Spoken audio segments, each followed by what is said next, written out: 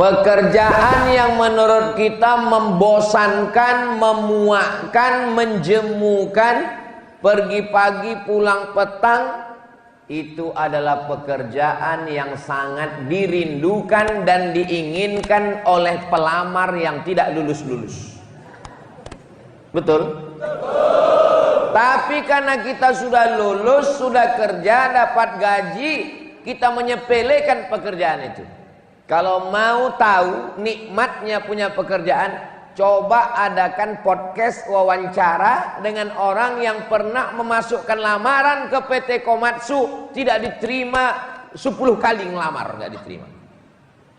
Coba tanya dia, bagaimana perasaan kamu seandainya kamu lulus jadi pegawai di PT Komatsu? Itulah yang kurindu-rindukan. Dan itulah yang diinginkan oleh calon mertuaku yang menolakku karena aku nggak lulus. Rumah yang menurut kita kecil, disepelekan orang, tidak ada indah-indahnya, itu adalah rumah yang sangat dirindukan oleh orang kontraktor. Maksudnya yang kontrak terus belum punya rumah. Istri yang menurut kamu menjemukan, membosankan, nggak ada cantik-cantiknya, itu adalah istri yang dirindukan, diinginkan oleh jomblo yang belum ketemu jodoh. Jadi kita ini mesti banyak-banyak bersyukur. Coba ambil foto-foto yang lama.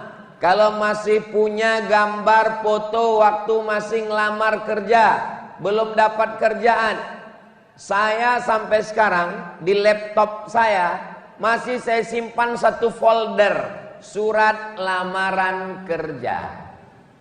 Berapa lamarannya Ustaz? 17 lamaran. Kapan itu Ustaz? Waktu saya baru pulang dari Maroko tahun 2007. Saya buat 17 lamaran, ibarat masang mata kail pancing. 17 pancing saya pasang. Setelah dipasang, pasang, tarik pancing yang satu, hilang umpannya. Tarik satu lagi, hilang mata kailnya.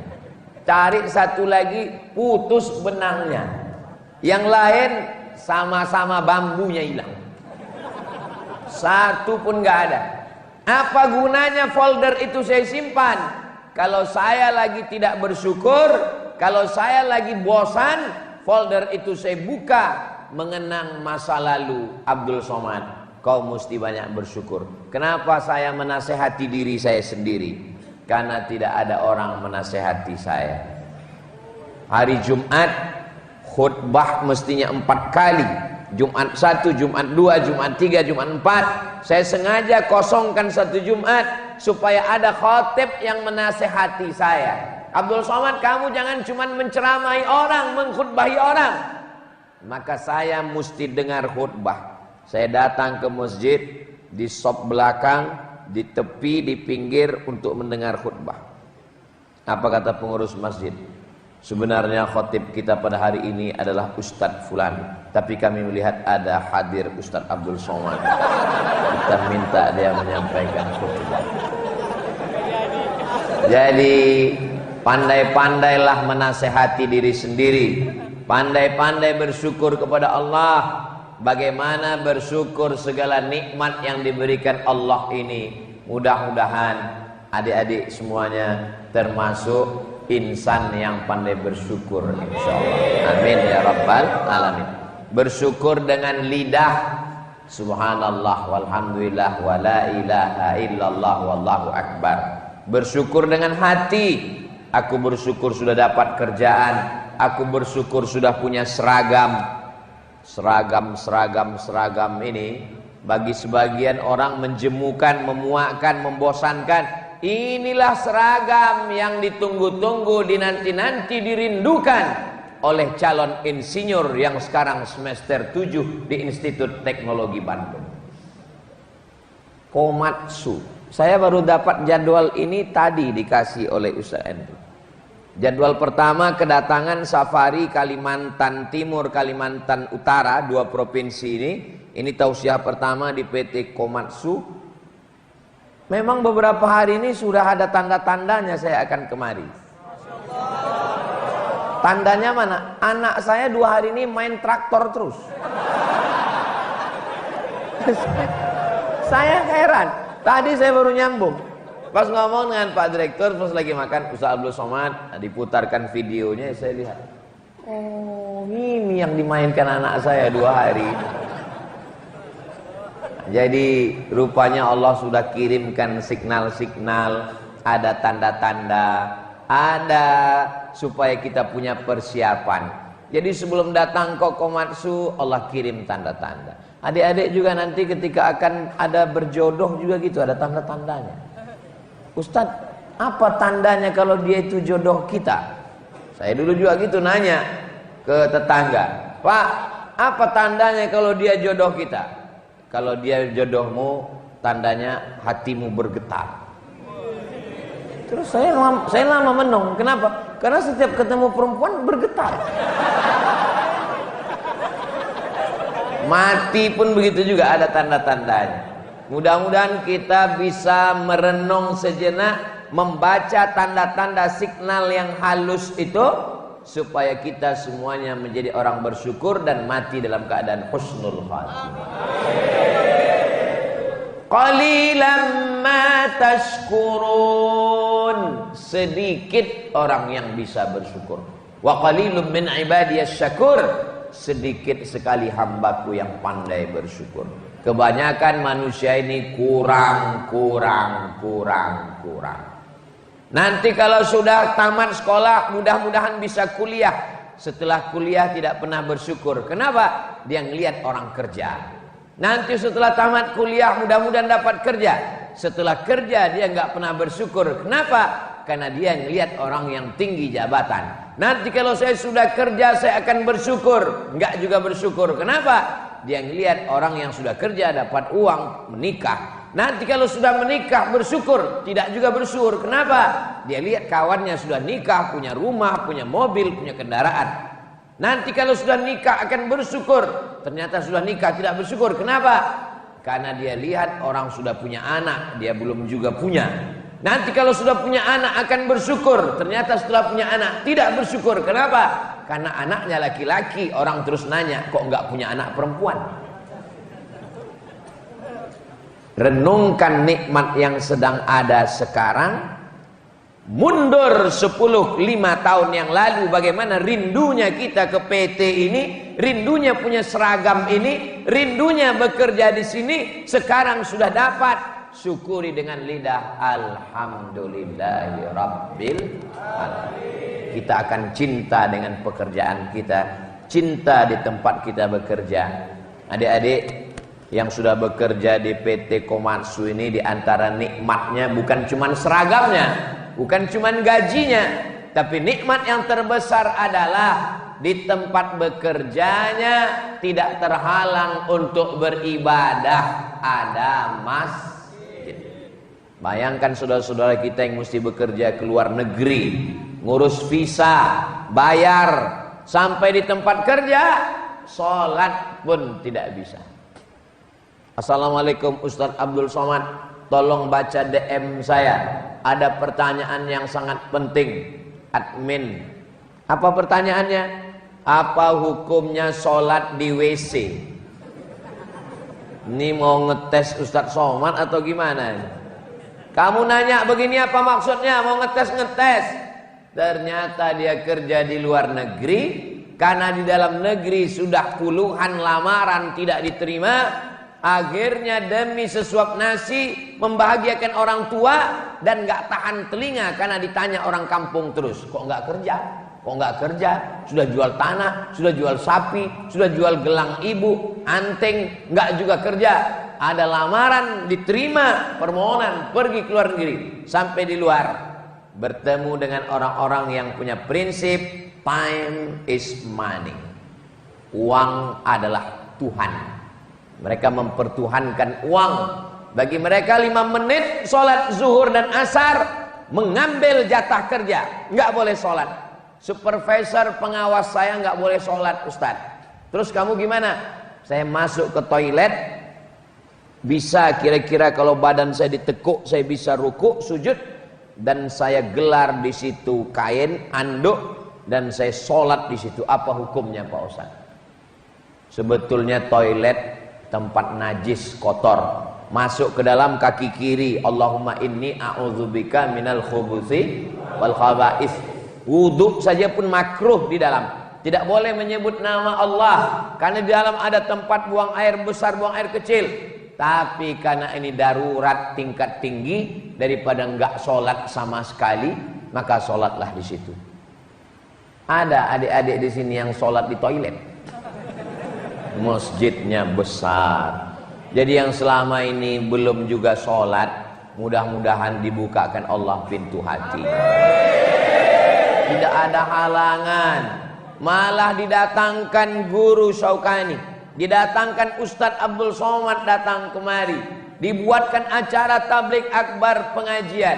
Ini nikmat besar, disyukuri dengan lisan alhamdulillah wasyukru lillah wala haula wala quwata illa billah. Bersyukur dengan lisan, lidah. Bersyukur dengan hati, senantiasa mensyukuri nikmat Allah. Bersyukur dengan harta, membayar zakat. Jadi adik-adik yang punya penghasilan satu tahunnya di atas 85 gram emas, itu sudah kena zakat 2,5%. 85 gram itu Pak Ustadz, 1 gram emas itu sekarang 1 juta berapa gitu. Yang tahu harga emas tuh di pojok kiri sana. Harga emas 1 gramnya 1 juta sekian. Tapi karena kita udah lama kenal baik, 1 juta aja lah. Jadi siapa yang punya penghasilan setahun 85 gram kali 1 juta, 85 juta, bagi 12 bulan lebih kurang 7, sekian, maka dia wajib keluar 2,5%. Namanya zakat. Gaji saya cuma 5 juta Pak Ustadz. Jangan hitung cuman gaji pokok, hitung total semua. Uang lembur, uang tunjangan, uang sipak, uang sundul, uang sikut, uang tanduk. Semua di total pendapatan keluarkan 2,5%. Jadi kalau 2,5% dari 1 juta itu 25.000, berarti kalau 10 juta 250.000. Jadi kalau ada tabungan 100 juta, kalau dilihat dari tatapan mata dan senyumnya yang lepas, kelihatannya di atas 100 juta ini. Makanya saya pancing-pancing di awal tadi. Saya mau ngelihat ini berapa tabungannya. Pas saya pancing dikit, senyumnya lepas, di situ saya baru tahu. Soalnya di tempat lain orang yang kalau nggak punya uang tuh susah mau senyum lepas. Dipancing dikit. Tapi kalau lepas begini, ini di atas 100 juta. Jadi uang yang sudah disimpan selama 1 tahun, jumlahnya di atas 85 gram, itu dikeluarkan 2,5%. Saya ada nyimpan di bank 100 juta Pak Ustadz, hasil kerja di PT Komatsu berapa? 100 juta. Tidak berkurang selama setahun, tidak di bawah 85. Maka keluarkan zakatnya 2,5%. Kalau 100 juta berarti zakatnya 2,5 juta.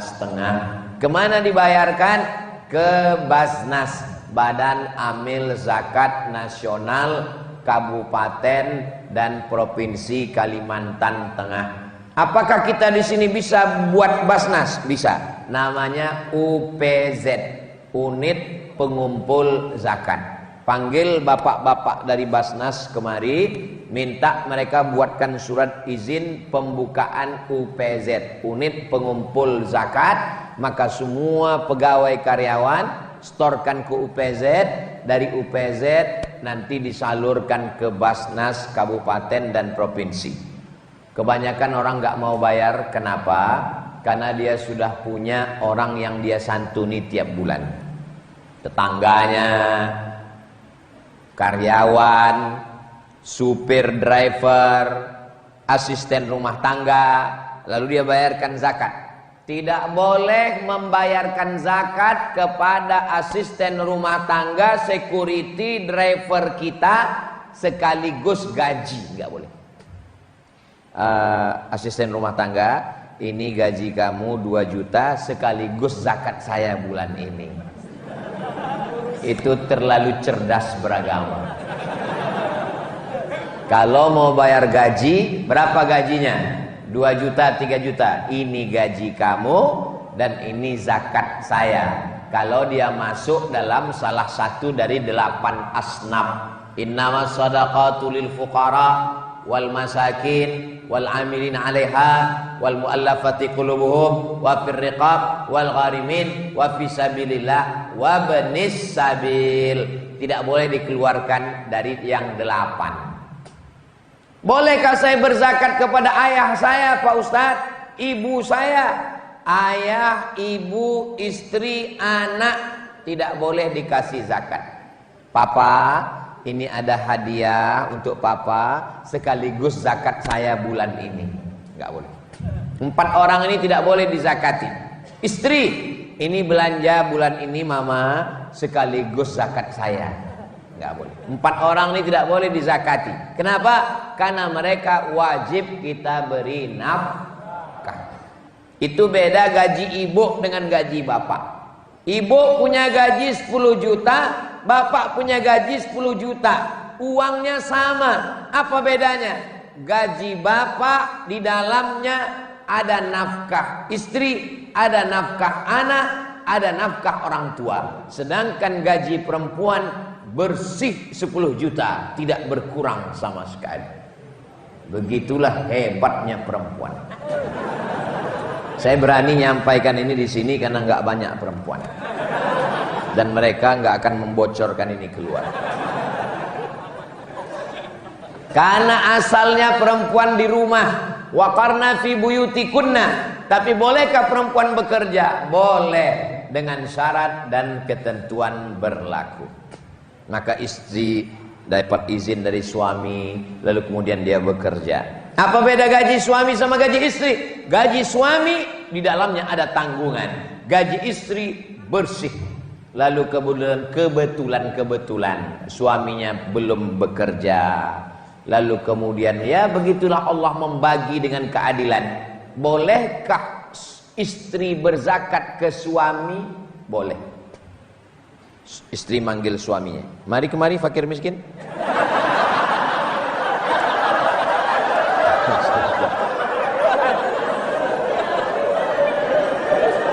Suami tidak boleh berzakat ke istri karena istri wajib dinafkahi. Tapi istri boleh berzakat ke suami karena suami tidak termasuk yang dinafkahi oleh istri. Maka istrinya mengatakan, "Papa, gaji saya 10 juta, tabungan saya ada 100, maka saya serahkan zakat ke kamu karena kamu termasuk 1 dari 8 asnaf." Apa kata istrinya? Jangankan zakat, jangankan gaji, semua tabungan yang 100 juta itu milikmu yang. Kesalahanku dalam hidup ini cuma 1. Apa? Mencintaimu. Jangankan gaji, jangankan tabungan, nyawa aku serahkan. Tapi kalau kau macam-macam, nah, bersyukur dengan Allah sudah komplit. Lisannya bersyukur. Jangan ngomong macam-macam. Ini begini, begini, ngamuk. Memangnya ngamuk menyelesaikan masalah?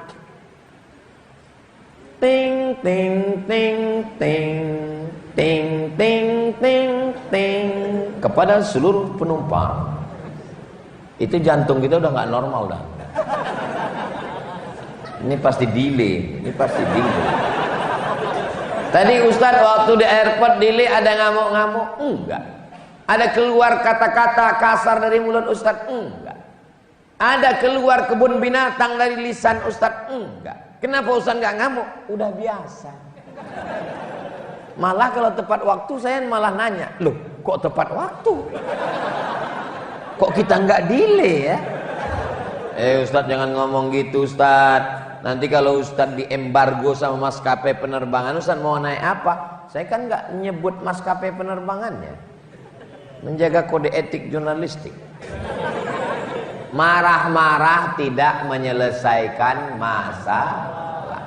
Ibu kerja pulang, suaminya marah-marah. Ibu jangan balas marah. Kalau dia marah, ibu marah, pecah perang dunia ketiga.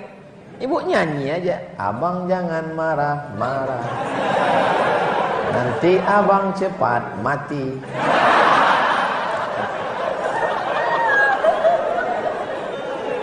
Banyak-banyak bersyukur. Kamu ini sudah kerja pergi pagi, anak belum bangun sudah pergi, pulangnya malam, tempat kerjanya jauh dari PT Komatsu. Kamu ini orangnya kasar, kamu ini begini begono. Kamu jangan balas marah. Kalau kamu marah juga apa yang terjadi? Kamu syukuri Allah sudah mengirimkan bidadari surga. Itu yang dikirimkan Allah kepada kamu itu adalah bidadari surga. Tinggal rayu saja dia. Bisa dipending sebentar bidadari surga. Apa kamu katakan saya bidadari surga? Kamu mau merayu saya? Kamu memang bidadari surga sayang. Aku bidadari surga? Iya, tapi aku gemuk mas. Kamu memang bidadari surga, tapi diturunkan Allah di rumah makan. Mudah-mudahan yang belum ketemu jodoh segera dapat jodoh. Siapa yang nggak nerima calon mantu pakai seragam begini? Ini gaji menurut kadar warna kelihatannya.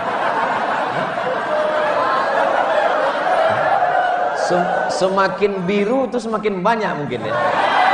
Ini saya baru nebak aja. Demi Allah saya nggak tahu.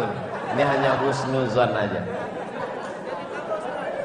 Apakah banyaknya uang membuat orang bahagia?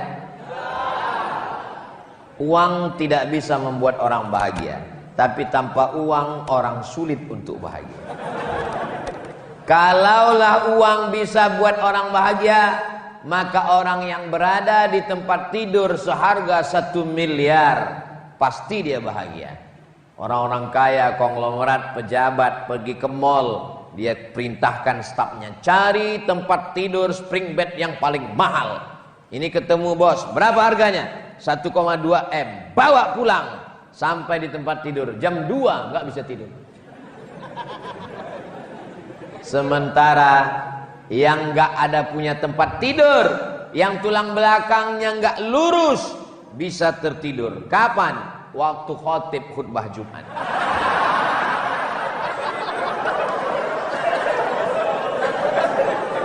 Maka saya Ustadz Abdul Somad belum pernah ngamuk marah ke jamaah ketika khutbah ceramah jamaahnya tidur. Belum pernah saya marah. Dengarkan tausiah Ustadz Somad yang streaming, yang YouTube, yang Instagram, yang TikTok, belum pernah marah. Kenapa? Karena uang tidak bisa membeli tidur. Berapa banyak orang punya uang tapi tidak bisa tidur, kena penyakit insomnia. Pergi ke psikiater, pergi ke rumah sakit hanya untuk beli pil obat tidur. Ustadz tadi berangkat dari rumah jam berapa? Subuh, langsung ke airport Pekanbaru. Dari Pekanbaru terbang ke Jakarta 1,5 jam. Jakarta menantikan pesawat terbang, langsung berangkat ke Balikpapan. Ustadz belum ada istirahat. Disitulah Allah berikan saya keutamaan. Belum ban pesawat itu bergerak, saya sudah tidur. Begitu duduk, bangun sampai Jakarta, tidur lagi sampai Balikpapan. Jadi ada satu nikmat yang menurut kita bukan nikmat, itu adalah nikmat. Maka kalau ada nanti adik-adik yang sholat lalu ditegur orang, kenapa kamu tidur? Kata Ustadz Somad, ini nikmat yang belum tentu bisa dibayar dengan uang. Mudah-mudahan kita mensyukuri semua nikmat Allah ini. Amin ya rabbal alamin. Bersyukur.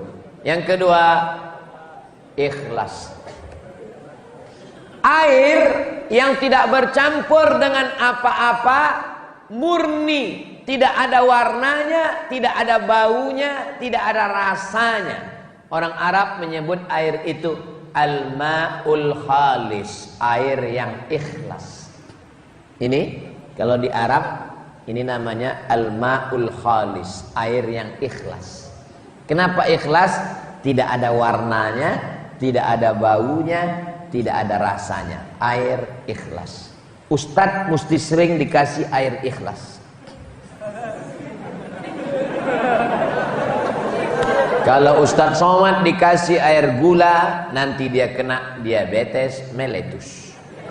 Kalau Ustadz Somad dikasih minum kopi, nanti dia tidak bisa tidur di jalan, nanti sampai di tempat ceramah dia nggak bisa berdiri, goyang. Maka PT Komatsu bukan hanya bisa membetulkan mesin traktor, tapi juga paham air apa yang mesti diberikan ke Ustadz. Air ikhlas. Oh, ini Ustadz Somad nih kelihatannya nyindir ini. Saya Ustadz yang tidak pandai sindir menyindir. Saya orangnya langsung to the point. Buka daun nampak buah. Ustadz mau minta teh manis ya? Saya sudah dikasih makan dan minum tadi di belakang. Itu maka saya berdiri tegak. Tadi ditanya, Ustadz duduk atau pakai kursi? Saya tegak berdiri. Kenapa? Karena kalau saya duduk di kursi, lalu kemudian Pak Direktur, guru, adik-adik di bawah, saya duduk, saya merasa diri saya seperti Fir'aun. Ikhlas, bersihkan hati, langkahkan kaki dari rumah, bismillahi tawakkaltu 'alallah, la haula wala quwata illa billah. Selama adik-adik bekerja, dari mulai pagi, sore, petang, lembur, malam, itu insya Allah bernilai ibadah. Yang sudah punya istri, punya anak, ayah ibunya ada, maka dia menanggung 4 nafkah. Istri, anak, ayah, ibu. Mereka suap nasi dengan ikan. Allahumma barik lana fima razaqtana wa qina azabannar, halalan thayyiba. Untuk bayar anak sekolah, TK, SD, SMP, SMA, kuliah, maka itu bernilai ibadah. Tapi jangan sampai lupa ibadah mahdoh. Kerja ini ibadah. Ibadah dari mulai masuk pagi sampai pulang petang ibadah. Tapi ada satu lagi namanya ibadah mahdoh, pure, original, murni ibadah. Itulah dia sholat. Jangan sampai gara-gara ini, gara-gara ceramah Ustaz Somad, hayya salat, dari masjid Baitul Muttaqin, rumahnya orang bertakwa. Dia tetap juga kerja di kantor, buat laporan, masang mesin, alat berat, semuanya. Begitu ditanya, kamu nggak sholat? Ini adalah ibadah. Ibadah ada 2. Satu ibadah mahdoh, sholat. Satu lagi ibadah ghairu mahdoh. Dia tidak ibadah, tapi kalau disebut nama Allah, maka dia bernilai ibadah. Ada orang ketika sholat dia sangat khusyuk, gatal kepalanya, garuk sekali, takut dia, matanya hanya melihat ke tempat sujud. Tapi begitu bekerja, tidak on time, tidak tepat waktu, terlambat, malah terlambat datang, pulang cepat. Pas ditanya, kamu kenapa lambat datang, pulang cepat? Kita tidak boleh bersalah 2 kali dalam sehari. Kalau sudah salah di awal, jangan lagi lambat pulang, mesti cepat.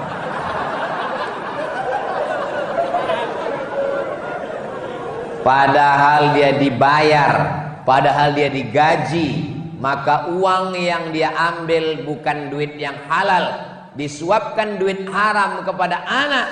Anak yang tidak berdosa makan haram. Bapak ibu hafal semua ayatnya. Nasiyatin kadzibatin khati'ah. Nasiyatin ubun bagian depan. Kadzibatin pembohong. Khati'ah pelaku dosa. Yang berdosakan tangan, yang berdosakan lisan, yang berdosakan kaki, yang berdosakan mata. Kenapa ubun-ubun yang berdosa? Karena ketika kita makan dari duit haram, sepiring nasi berubah menjadi setetes darah. Setetes darah dari jantung naik ke otak, maka isi otak menjadi haram jahat. Dari mana otak dapat darah? Dari jantung. Dari mana jantung dapat darah? Dari makanan. Semua kejahatan berawal dari makan haram. Jangan makan haram. Betul Pak Ustadz. Saya punya teman kawan, ngobrol dengan dia 5 menit. Menit pertama aja yang halal. Masuk menit kedua, menit ketiga ngomongnya kok haram terus ya. Matanya kok ngelihat haram terus ya. Itu salah satu sebabnya kalau diurut-urut mundur ke belakang. Mata bisa melihat dari mana? Karena diperintahkan otak.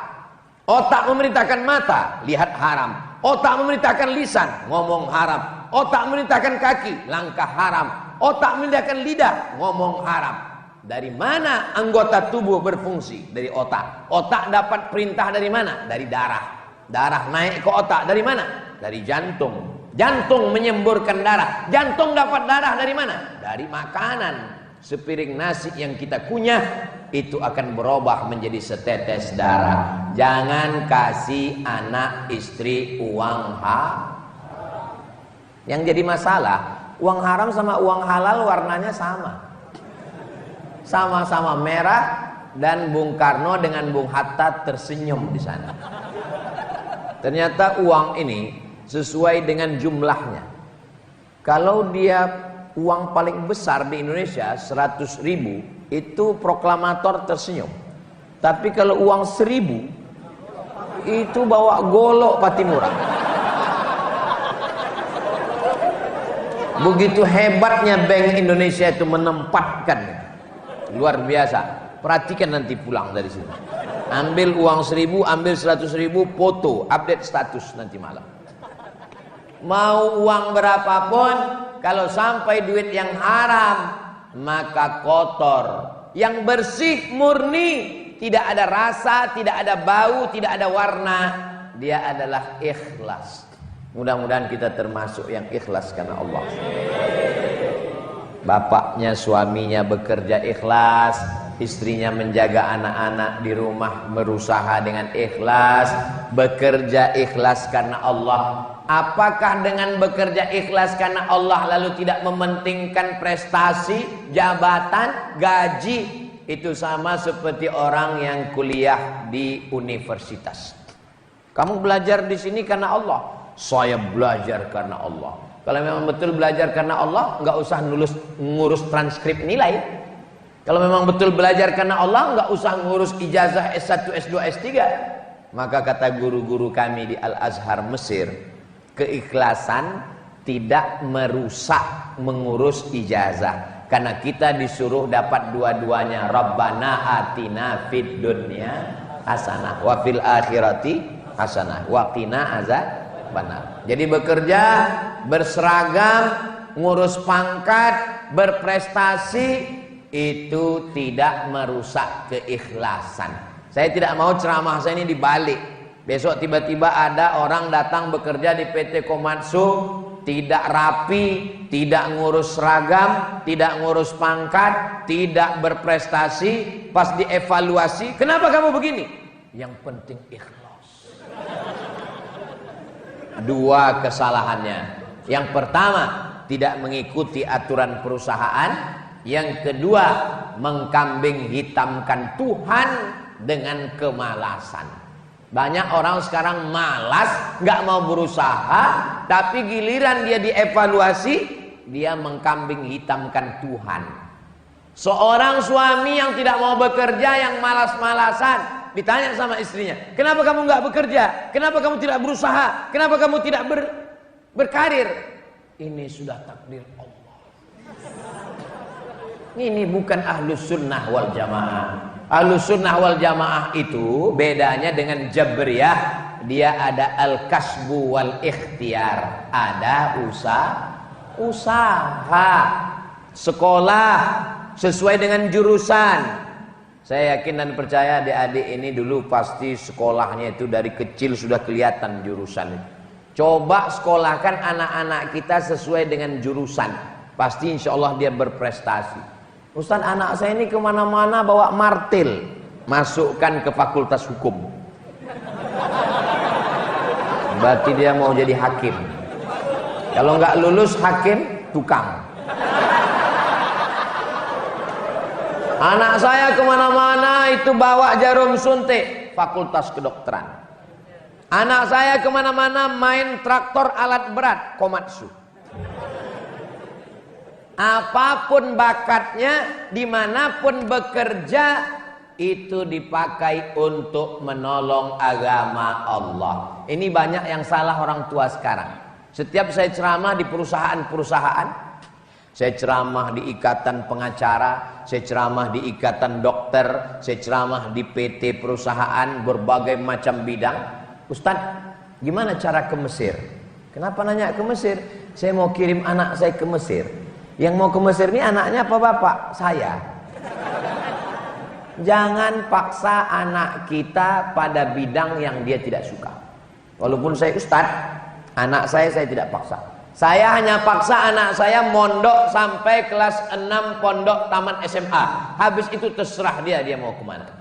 Kalau dia mau jadi teknisi, dia mau jadi programmer komputer, dia mau jadi pengacara, silakan. Saya tidak paksa dia jadi ustadz. Saya paksa dia jadi ustadz.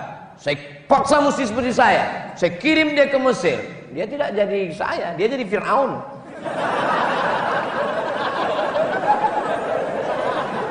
Jadi pegawai PT Komatsu dengan tulus ikhlas bekerja, kasih anak istri makan halal, bayar zakat, bisa menolong agama Allah. Allahu Akbar.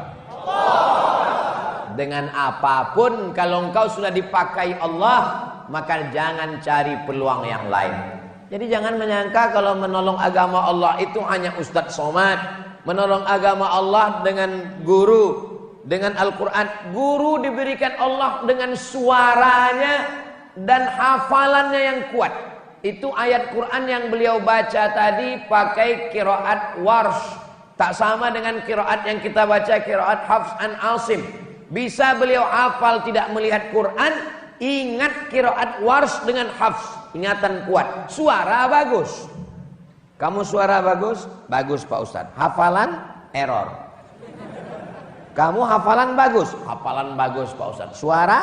Macam kambing ditarik.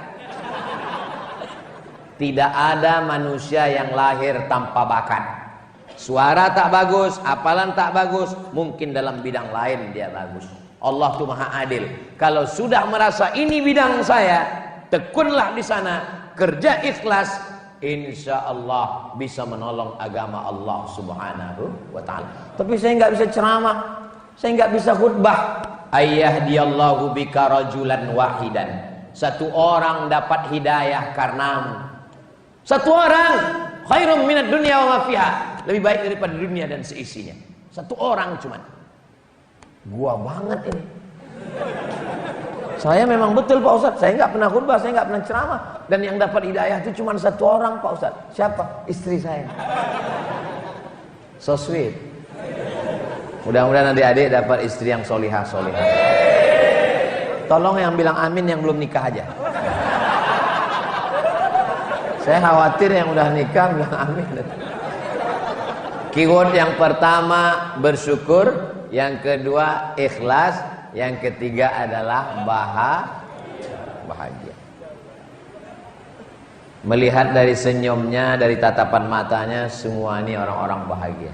Amin. Nggak tahu juga keluar masjid nanti ya.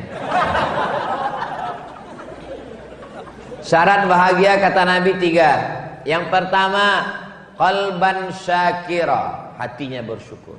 Yang kedua, lisanan zakira, lisannya berzikir, alhamdulillah, alhamdulillah. Yang ketiga, zaujatan solihah, istri yang solihah. Kalau dapat tiga-tiga ini, kita bahagia. Doakan supaya Ustaz Abdul Somad dapat tiga-tiganya. Amin. Hati bersyukur, lisan berzikir, istri solihah. Hati saya selalu bersyukur kepada Allah. Saya selalu bersyukur kepada Allah atas nikmat apapun. Teman saya sama-sama satu angkatan ke UIN, sama-sama daftar, meninggal. Satu kelas, sama-sama sarapan pagi, meninggal. Adik kelas saya meninggal. Kami dari Sumatera Utara bertiga. Atasan Ustadz Tengku Zulkarnain di atas saya. Yang bawah Ustadz Mahir Tuailibi. Saya tinggal di tengah. Ustadz Mahir meninggal, Ustadz Tengku meninggal. Engkau masih beri aku nafas ya Allah. Engkau masih kasih aku hidup. Aku bersyukur kepada Engkau. Saya tidak pernah mengutuk nasib. Mengapa begini? Mengapa begini? Saya syukuri. Doakan supaya saya tetap bisa bersyukur kepada Allah. Yang kedua, lisanan zakirah. Kalau kita ikut omongan orang, letih, kita capek. Makanya orang kalau ketemu dengan saya di luar masjid, di luar tausiah, Ustaz Somad ini orangnya cool banget ya. Kalau Ustaz kalau pas ngomong itu, tapi kalau pas ngobrol, apa yang mau kuomongkan? Apa yang mesti dicakapkan? Kalau saya ngomong depan orang banyak, yang saya sampaikan hadis, saya sampaikan ayat. Tapi kalau sudah, saya lebih banyak mendengar. Kenapa? Tidak usah banyak ngomong, banyak cakap yang tidak bermanfaat. Setiap kata ini akan diminta tanggung jawab. Ada juga orang yang nggak ngomong, tapi jempolnya jalan terus. Habis grup-grup WhatsApp. Serang. Maksudnya bukan hanya sekedar lisan, tapi juga tangan. Hatinya bersyukur, lisannya berzikir, dapat bidadari surga yang selalu menenangkan hati. Mudah-mudahan kita semua selalu diberikan Allah kebahagiaan, insyaallah. Bahagia tidak bisa dibayar dengan uang. Man as'adun nas, siapa orang yang paling bahagia? Dijawab, man as'adan nas. Yang paling bahagia adalah orang yang bisa membahagiakan orang lain.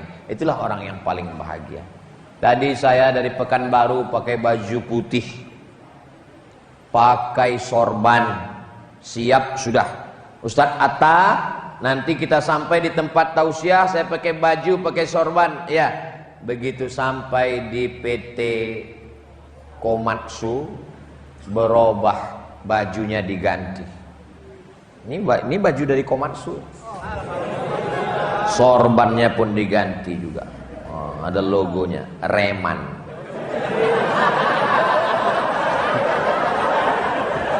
Reman. Kenapa sorban Ustadz diganti? Kenapa bajunya diganti? Ada orang yang bahagia pakai baju baru. Tapi ada yang lebih hebat lagi. Apa dia? Dia bahagia melihat orang lain pakai baju baru. Itu yang lebih the best lagi. Ada orang bahagia melihat dirinya bahagia. Tapi ada yang lebih hebat lagi. Siapa? Ikut bahagia melihat kebahagiaan orang lain. Itulah orang yang paling bahagia. Bahagia makan enak, minum enak, bahagia. Tapi ada orang lebih bahagia. Dia beli nasi bungkus 2, dia pergi ke panti jompo menemui orang-orang tua. Karena dia tidak bahagia kalau dia hanya makan sendiri, dia bahagia melihat orang lain makan. Assalamualaikum Bapak panti jompo. Waalaikumsalam. Berapa orang semua yang ada di panti ini? Ada 100 orang. Saya mau ajak mereka makan. Semuanya? Enggak, 1 orang aja.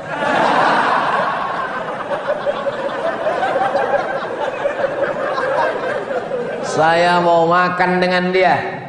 Melihat kerut tangannya, uratnya keluar. Kita sedang melihat diri kita 30 tahun yang akan datang.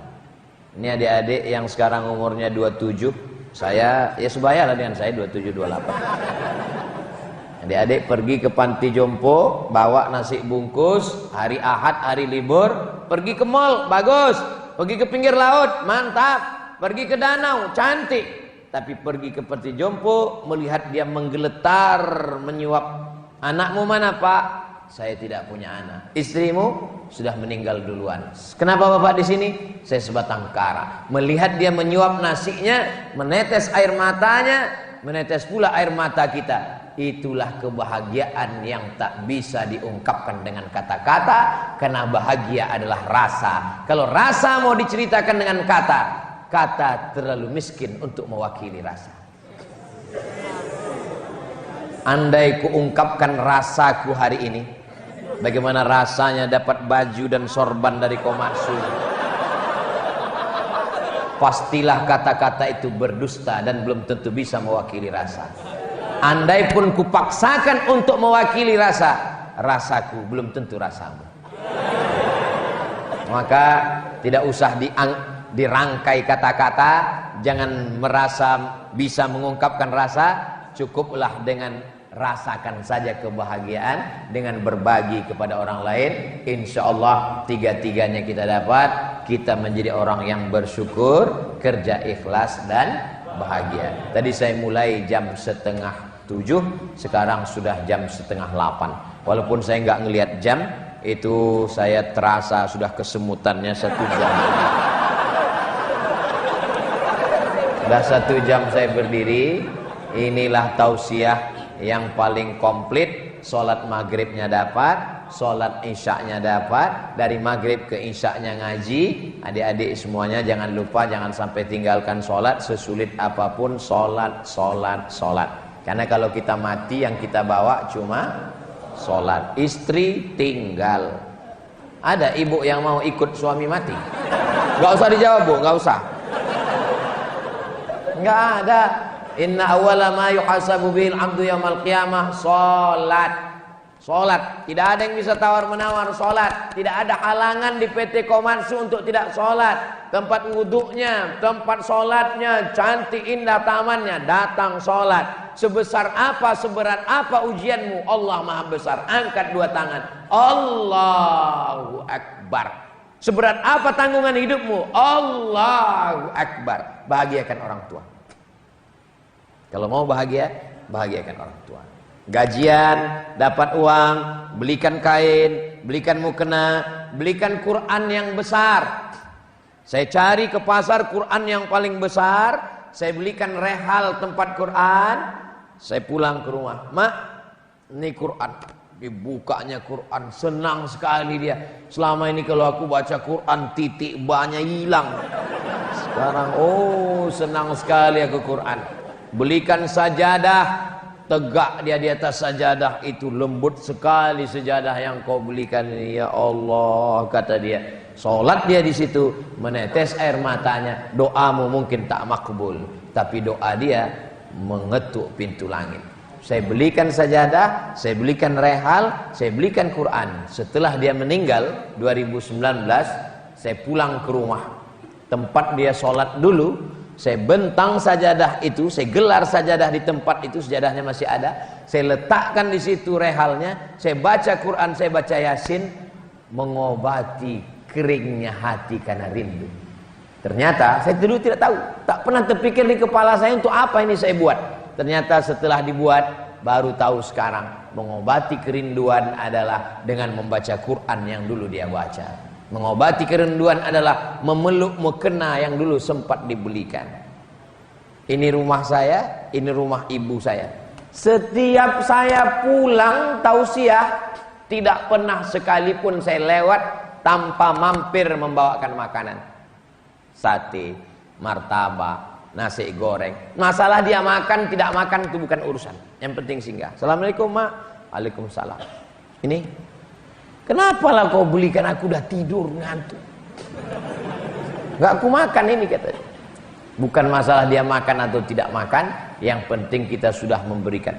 Setiap makan enak yang pertama diingat adalah orang tua. Sampai suatu ketika saya makan ikan bakar, enak sekali ini ikan bakar. Sampai tertulis di situ, ikan bakar tidak bertulang.